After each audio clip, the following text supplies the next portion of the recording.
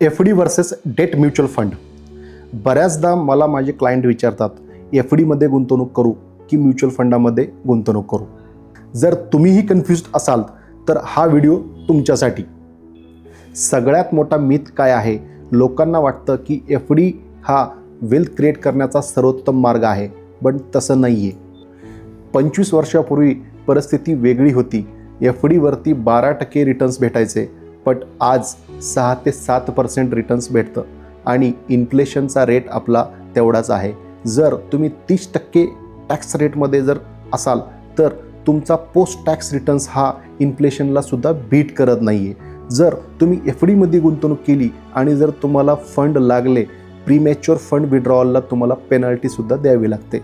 तर या उलट आपण डेट म्युच्युअल फंडामध्ये कशी फ्लेक्झिबिलिटी भेटेल ते आपण पाहूयात.